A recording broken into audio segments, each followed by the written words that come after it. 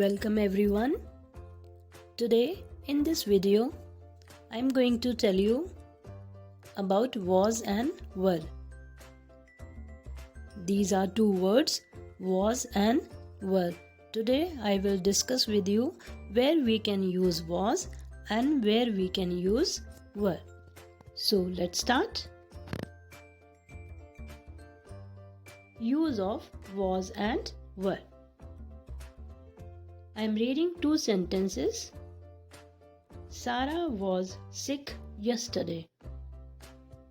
Yesterday, the players were tired. Here, Sarah was sick yesterday. It means one day before, Sarah was not well. She was sick. Same in the same second sentence. Yesterday, the players were tired. The players who were playing, they were tired. It means we use was in place of is. Okay? We use was in place of is and were in place of are. It means for singular we use was and for plurals we use were. And where we can use these two words? When we talk about something that has already happened. If something is already past, something is already done, something is already happened, then for those sentences we use was and were. The word yesterday is also used to show this. We can use word yesterday also just to show this that the thing is already happened. Now I am showing you one table. You can understand more easily where we can use was and were. Like with I, we always use was. I was in class 1 last year. With he, we use was. With she, was. With Raghu, one boy. With Payal, one girl. For singular, we always use was. Like I was in class 1 last year. He was in class 1 last year. She was in class 1 last year. Raghu was in class 1 last year.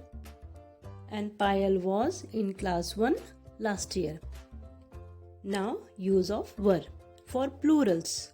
For plurals we use were and with you, we, they, the girls, the boys, Raghu and Payal. Okay? Like you were in class 1 last year. We were in class 1 last year. They were in class 1 last year.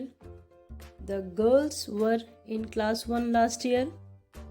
The boys were in class 1 last year. Payal and Raghu. Two students.